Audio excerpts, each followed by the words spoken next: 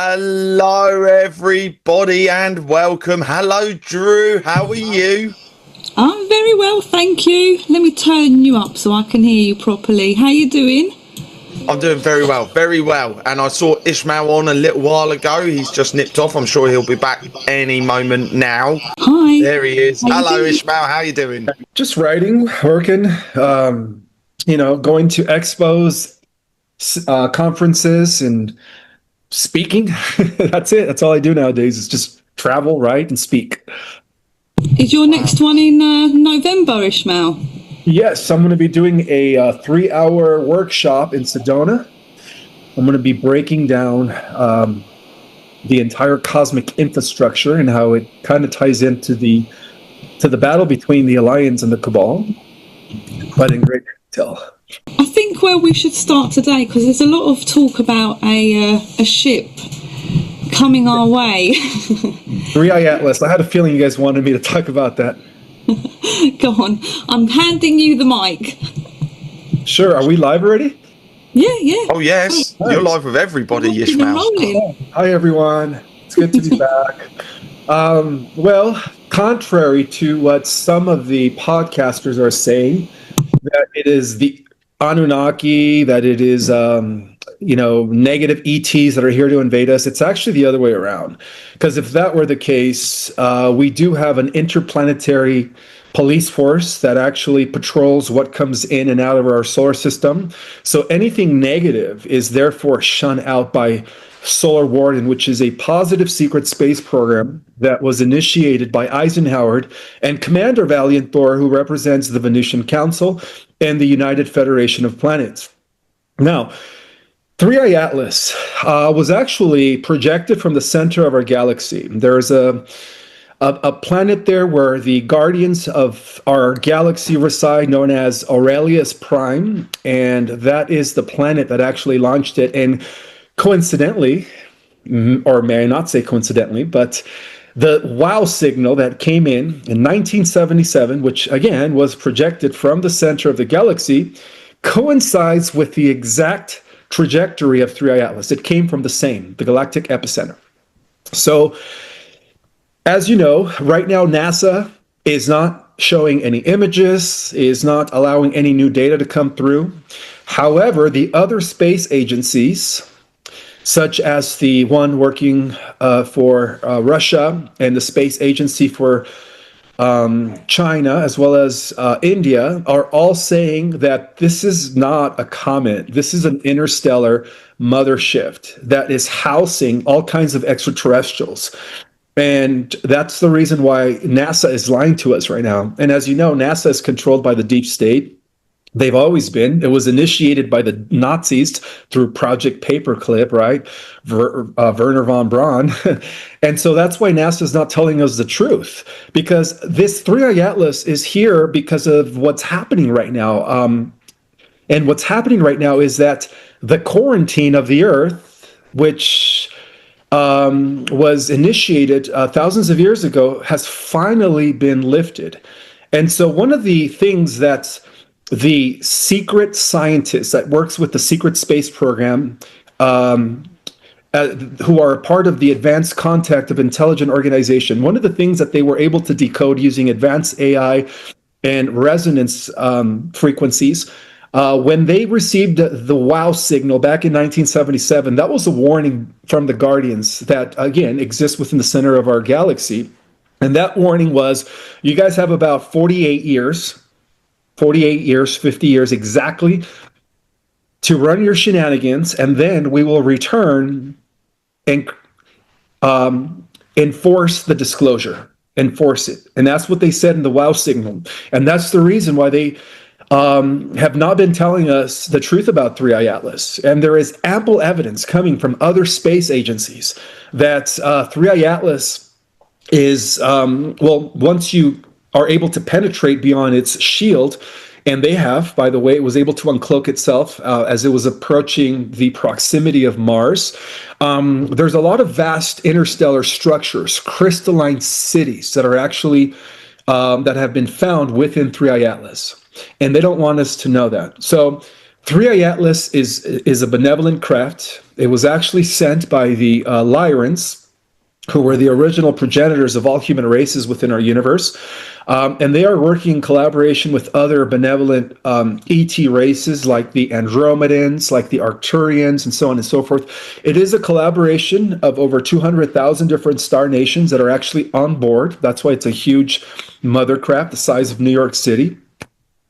And it is here to actually transmit some what is known as light codes to the star seeds. And the star seeds, of course, are the advanced souls that have incarnated in human form.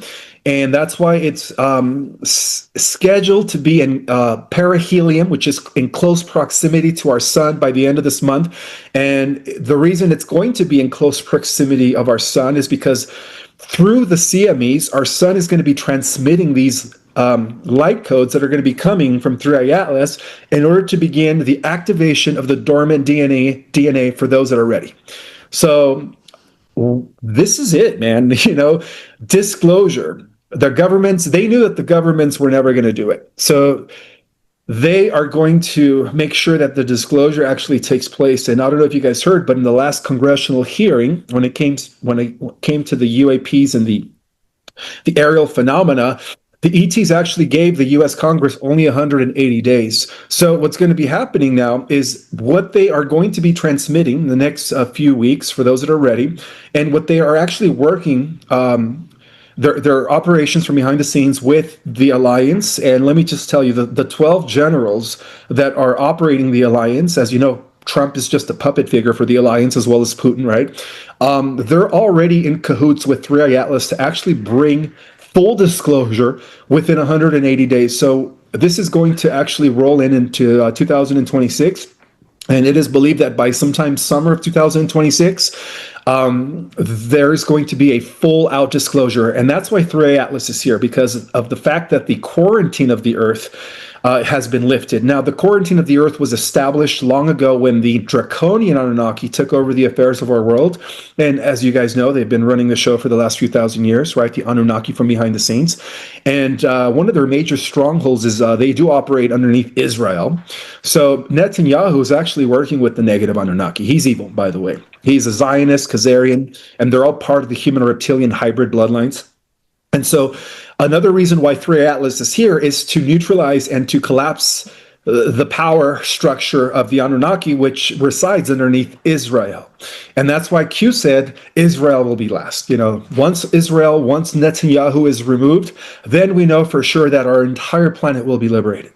So we have a lot of great things to be looking forward to as a result of this interstellar visitor that is here, because of the fact that the Earth's quarantine was lifted after 10,000 years of being isolated from the entire galactic community. So they are now preparing, you could say, and they are working with members of Solar Warden, the 24 Jedi admirals who have also returned from their long excursion of being out in other solar systems. And they're also working with the 12 generals of the Earth Alliance, which is what we call the YHADs, to make sure that we have a full disclosure and that they don't drip drop the disclosure for another or delay it for another 50 to 100 years, which is what the... What's my name? Huh? What's my name? Hang on. It's not Melissa. Is it? What to start with? Give me a letter. M. Huh? M. M? Yeah. So it ain't Melissa. Nope. I don't know what it is then.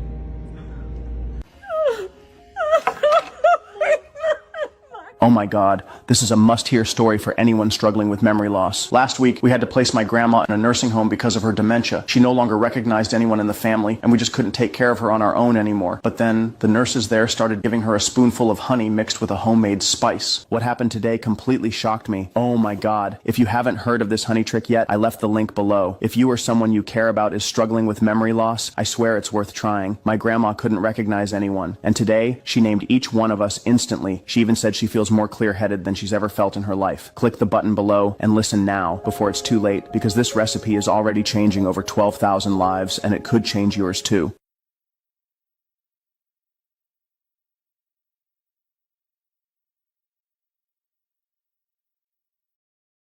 The military industrial complex wanted to do, so they're ready to give us the full disclosure so that by no later than 2027, the Earth is once again part of some sort of an interstellar community and reaccepted back to the galactic community. So that's what's happening right now from behind the scenes. So let's go back to the date where you said 2026. In your opinion, could the date be the 4th of July? Because it's a very big date next year. And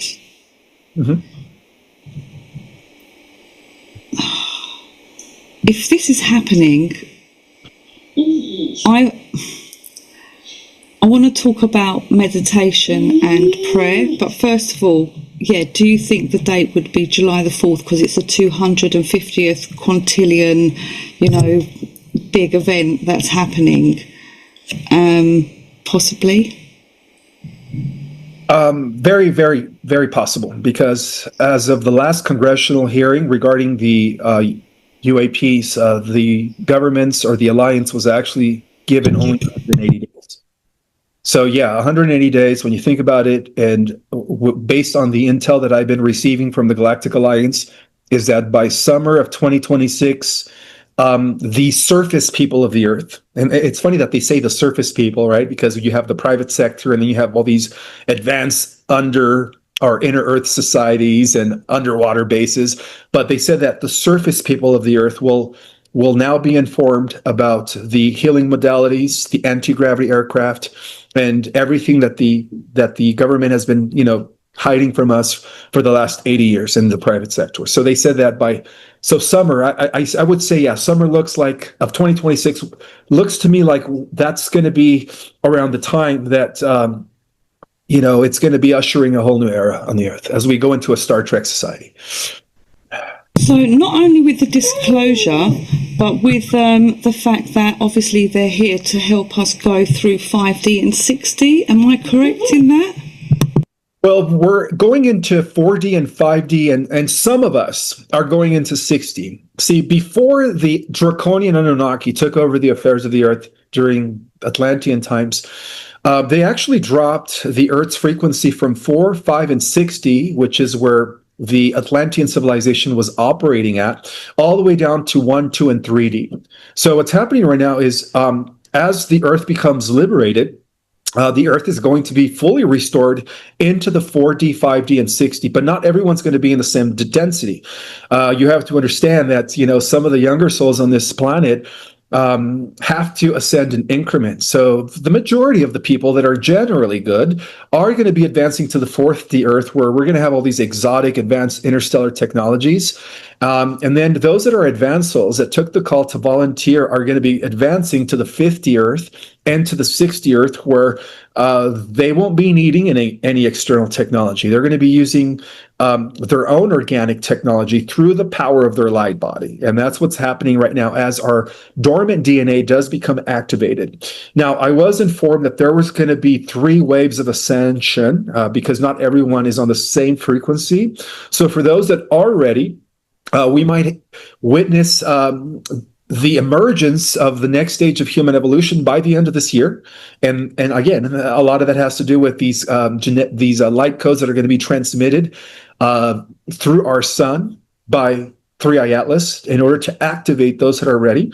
And one of the things to look out for those that are going to be part of the first wave of ascension is our telepathy is going to be coming back online. Our telekinesis is going to be coming back on. Our ability to heal instantaneously and other abilities. So we're going to have these superhuman abilities for those that are part of the first wave. And then, of course, there's the second wave is supposed to happen sometime in the spring of 2026, all in preparation for full disclosure, perhaps by July 4th, 2026. Now, okay. With I want to talk about meditation and prayer, because we can help the shift ourselves if we collectively meditate and prayer at the same time. Yes. Bless his little heart, Drew. It's always nice to see your little one appear once in a while, and all he wants is a few shapes. Sorry, guys, he's so distracting. So basically, what the idea is, and the insiders know this idea is that from now till July the 4th, because it's such a special time, energy-wise, if we get everybody together, including yourself, I don't know if you pray, meditate, or what you do with. I do. Yeah, so I was going to get people on live, but also recordings and 24/7 loop it, so we could raise the vibration. Do you think that would work? Considering I've heard that when we listen to frequency music, if we're playing it out of a smart telly or our PC, it's not as effective as playing it on a record player, let's say. What's your thoughts on that? Well, there is power in group prayer and in group meditation, and this is something that the cabal has used against us for millennium. The power of the collective. They know how it works. So you're absolutely right, Drew. If we could get a bunch of people praying and meditating and focusing on the liberation of the earth, focusing on the golden age, the healing of the planet, I could definitely, it will have some sort of a positive effect for the collective, because we are approaching what they call critical mass. And once we hit 10% of people that are fully awakened, that's going to cause a natural tilt for the rest of the planet to be finally deprogrammed, or at least snapping out of their hypnosis. You know what I mean? That's going to cause a natural awakening for the rest of humanity. So there is power in the collective. Ishmael, I am going to jump in here, Drew. I hope you don't mind, because the questions are stacking up, and if we don't chew through some of these, it's just going to be overwhelming later on. Right, first one. Ishmael, this is from Ron Starr. Have you got any updates on the solar flash? Like I mentioned, there's going to be 3 types of activations, because not everyone is ready to activate. So it is believed that it is on schedule. That's what's going to be initiating what we call the first stages of the golden age. We have to understand that everything has to operate according to cycles. So right now, we are ending many, many cycles beyond the 2,160-year cycle as we go from Pisces into Aquarius. We're also ending a 5,000-year cycle and a 25,000-year cycle. And so as all these cycles come into culmination, many believe it could be by the end of this year, which actually corresponds when 3i Atlas will be in its closest proximity to the Earth, technically December 21st. And if you do the actual comparison to the real ending of the Mayan calendar, which again, it's aligned according to the natural timekeeping cycles of the universe. We have been operating under the wrong calendar called the Gregorian calendar, which is about 14 to 15 years apart. So in terms of the Mayan calendar actually ends this year. And not to mention, there will be some sort of a planetary alignment that's going to also be taking effect on the 21st of December.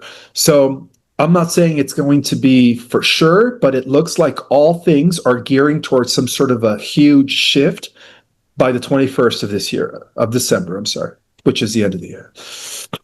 Wow, fantastic. And I've just got another question off the back in that. I lost my words then. Off the back of that, you just said the Mayan calendar ends this year. What were the Mayans supposed to do then? Because if their calendar finishes, what were they going to do past this point? Or were they expecting the world to end? No, they called it... 1 spoonful of honey with cinnamon before bed equals 0 memory collapse. The secret the billion-dollar industry doesn't want you to know. If you struggle with memory lapses, confusion, or brain fog, pay close attention. You need to see this. This could change your life the way it changed mine. I'm a woman who broke free from dementia. And no, it wasn't from heavy medications or crossword puzzles. It was the opposite. I got access to a report that was taken offline under industry pressure. It described a Harvard PhD neuroscientist who helped patients with early forgetfulness regain sharp mental focus. The report explained how he did it naturally, using a simple honey-based recipe. All I did was follow the 3 steps he taught.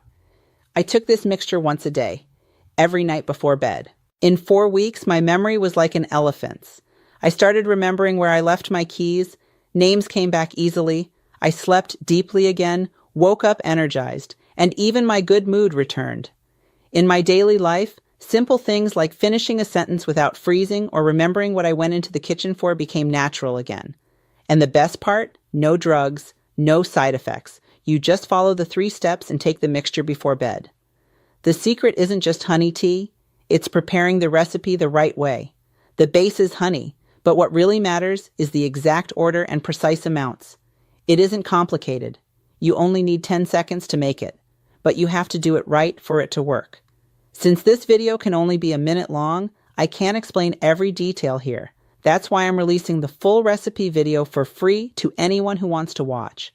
I'll leave a button below so you can access the complete recipe. But you need to act fast. They're doing everything they can to take down my social pages. The same people who paid a major TV network to pull that report have already taken my site down twice. So if the video is still available when you click the button below, watch it to the end and pay attention to every detail. This may be your only chance to access this exclusive information. Give your brain the chance to fight back. Do it for your identity. Do it for your family. But above all, do it for yourself. The ending of the 4th age and the beginning of the fifth age. So apparently these cycles have occurred in times in the past, in immemorial cycles where civilizations apparently reached a very high peak in technological and cultural development, and then they underwent some sort of a cataclysm. But the times are different now. The times are different now where, this idea of a major catastrophe has actually been neutralized by the Galactic Alliance. It's this time we're going to have a smooth transition. So what the Mayans meant was that at the end of 2012, which actually corresponds in terms of the Gregorian calendar at the end of 2025, is the ending of the 4th world. The ending of the 4th world and the beginning of the 5th world. For those that are curious as to how many worlds have existed, well, these are called epochs. We had the Hyperborean world. That was the first epoch. That ended about 4 million years ago. And then we had the second world, which was Lemuria, and that ended about 50,000 years ago. And then we had the third world, which was Atlantis, and that ended about 12,000 years ago. And then we had the Egyptian, the ancient Egyptian before modern Egypt. It was back then known as Kemu or Kem, Libya, Hiptia. That ended approximately 12,000 years ago. I'm sorry, 10,000 years ago. So now we are, and notice that each time, each world lasts shorter and shorter. So now we are ending the 4th world and we're about to enter the 5th world. And that's what the Mayans meant to say. And I believe that they measured everything in terms of Baktins. They call it Baktins, which is like the way the Earth revolves around the sun and the sun revolves around its parent sun, and the way our parent sun, which is Alcyone, which is a solar system that even our sun revolves around the galactic core. So that's how they were able to kind of measure the different cycles. Brilliant. Thank you for that. Mm-hmm. Now, my next question from Wesley Gordon. Hi, Ishmael. I have heard you say that we are in stage 4 of the military operation to free the world from the Cabal.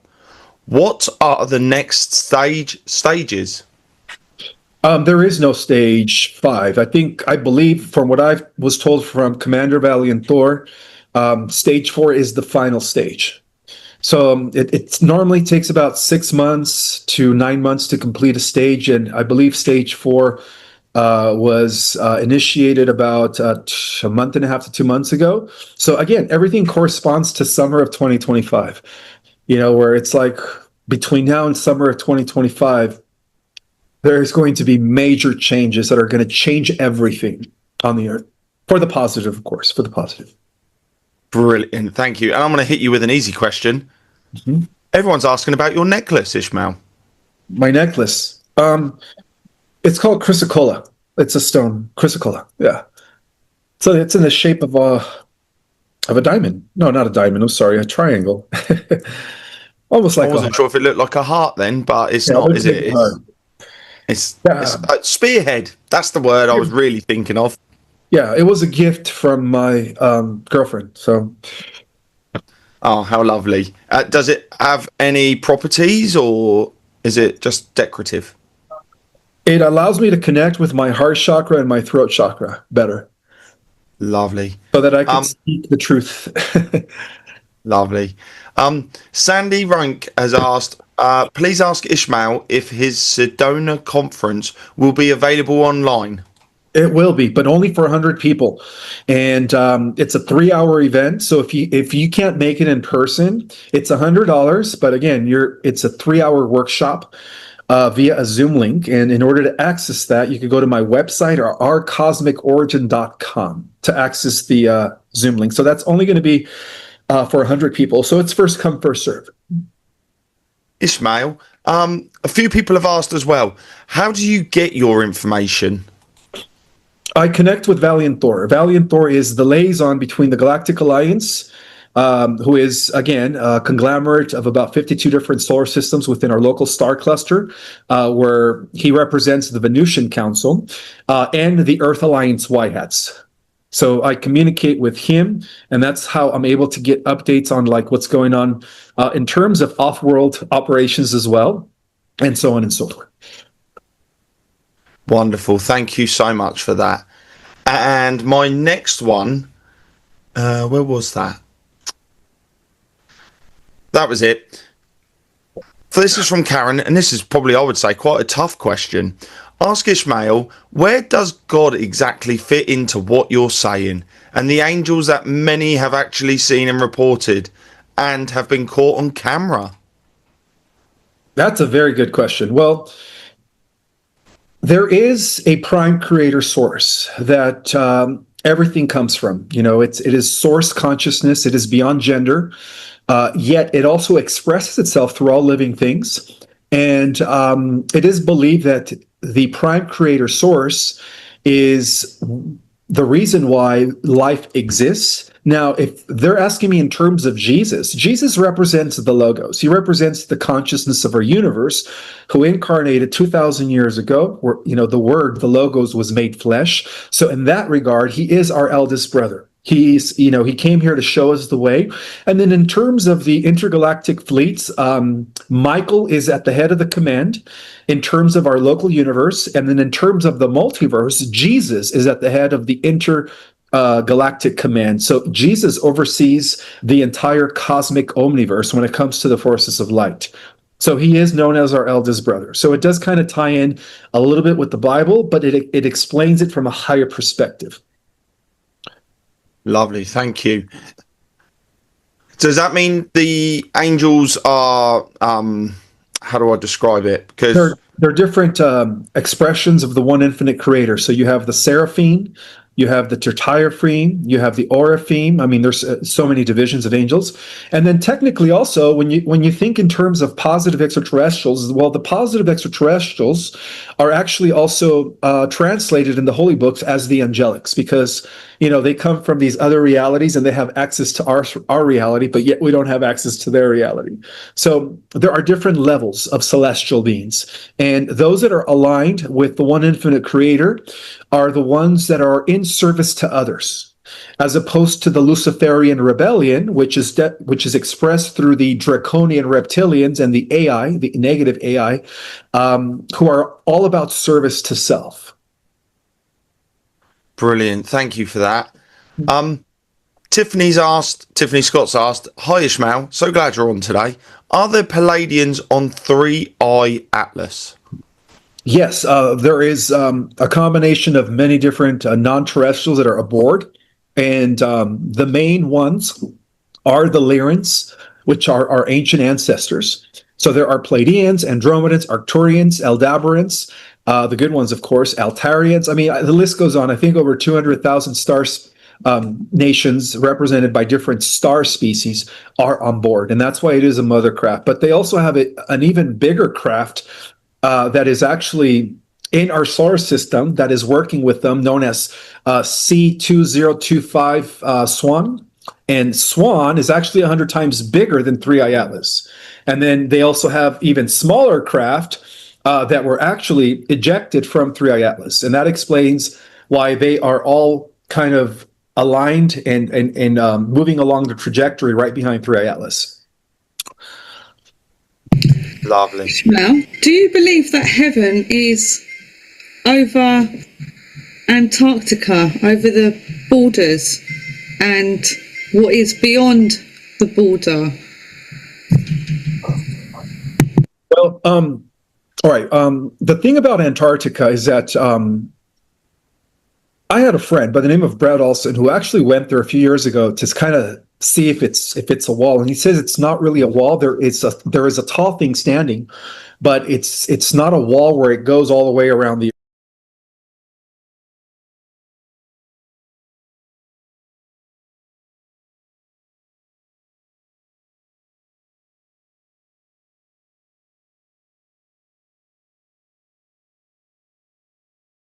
Earth. It actually ends at a certain it ends at a certain distance, but he says when people refer to as these other continents that are advanced, like Tartaria and some advanced continents that we don't have access to, he says that those are located through a portal in Antarctica, but it's inside the Earth. That's what he says. He says that those advanced continents are actually located inside the Earth. And this was actually also confirmed by Admiral Byrd when he experienced going through a portal in Antarctica. And he had a wonderful experiences with the inner Earth civilization. So yeah, there are secret continents that exist that are super advanced, already using free energy, that live in cooperation and in balance, but they exist within the Earth. They're not like there is no wall that goes around the Earth. So I asked him, so what does this mean, that the flat Earth theory is not accurate? He goes, no, it's not, because I was there in Antarctica. And what Commander Valiant Thor told me was that the CIA actually created the flat Earth concept in order to debunk the secret space program, because the whole premise of the flat Earth is to let us know that there are no galaxies, that there are no stars, that everything is within this firmament. They call it the fishbowl, when in essence that is inaccurate. You know, where the cosmos is so vast. Just within our own galaxy, there are billions of solar systems. And so the whole purpose of creating this idea, this concept of the flat Earth and the dome, was to debunk the breakaway groups and the secret space programs who have established bases all around the Milky Way. And that's what I was told by Commander Valiant Thor. Of course, everyone's entitled to their own opinion and belief. You know, I welcome flat earthers and round earthers, all alike. So he went through the portal, but he was able to come back. He was able to come back, yeah, to let us know, because he encountered several types of people. He encountered a group of the Nazis that were not aligned with Hitler, that actually escaped and went into the inner Earth, who are working in tandem with Agartha and the inner Earth dwellers that are benevolent. So he encountered a benevolent group of Nazis that actually defected from Hitler and who inherited the advanced technologies. And that's why he was allowed to come back to the surface, to, you know, let us know what he discovered. And a lot of this stuff was actually cataloged in his journal, which, of course, the government is not releasing to the public. Brilliant, thank you. I also like Charlie's definition. It's flound. I do like that.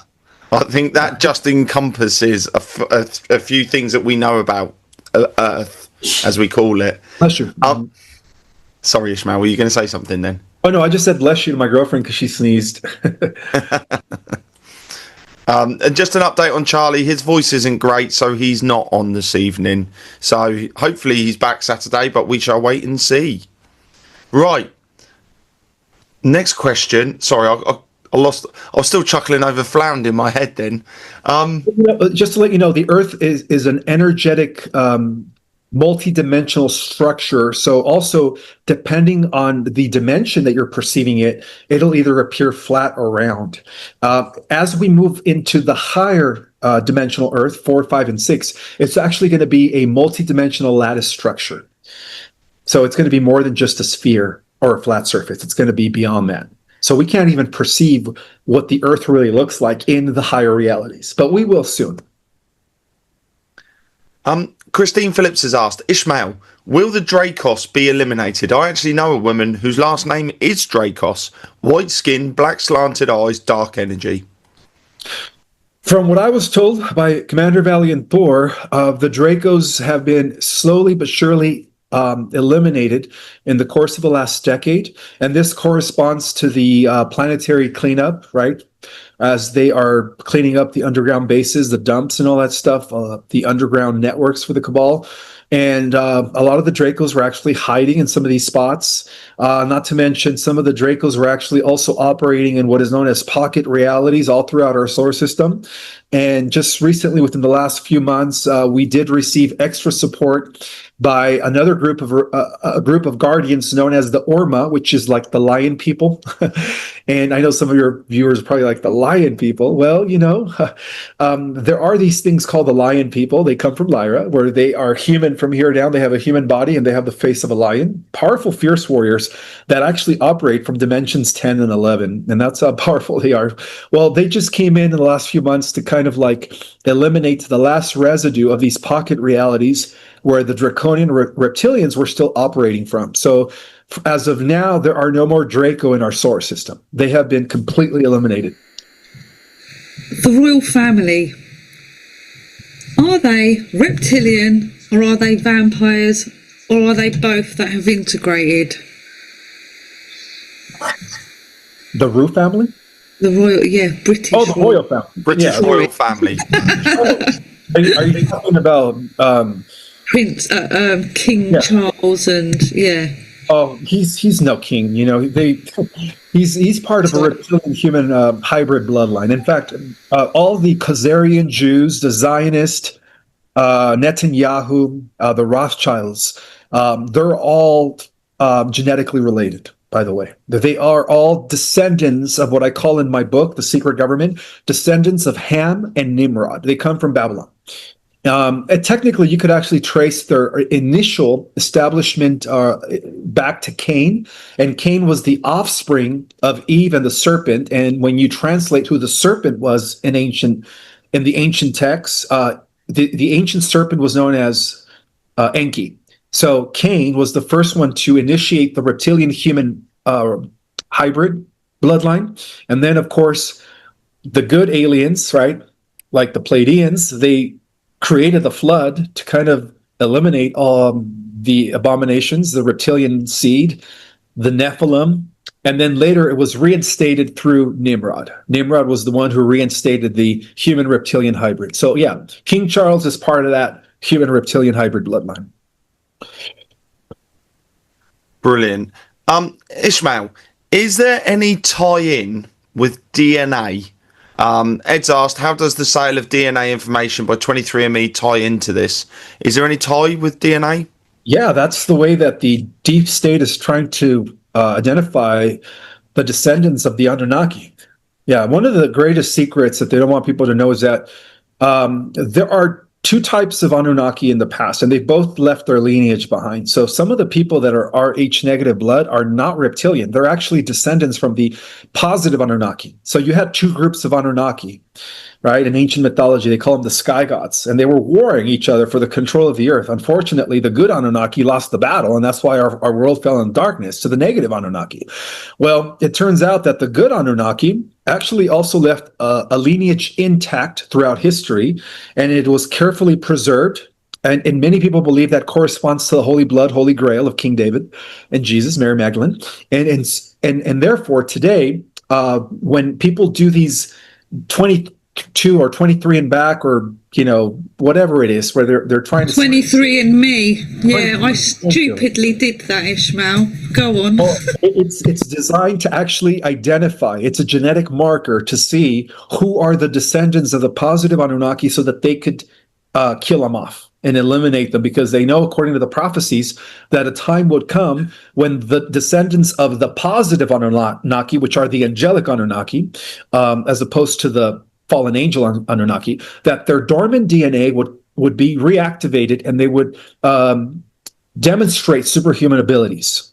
And that's the reason they're trying to offset that prophecy. Well, they haven't eliminated me, so I must just be... You must have special protection, Drew. Go on. This is your bladder. Pee all the time. Vicks for a swollen prostate? I couldn't believe it. My problem with urination finally stopped. And what I did was ridiculous. My urologist asked me to throw everything away and just do this simple trick he recently learned at a conference. I even thought about changing urologist when he told me this. It seemed like he had lost his mind until I saw the urine flow with full force after doing this silly thing. If you experience low flow and even a lack of energy in bed, I ask you to try this just for today. Let me know if it works for you too. Just click the button below and watch how to do it. This will free you from toxic medication, risky surgery, or even humiliating rectal exams. Just click the button below to find relief.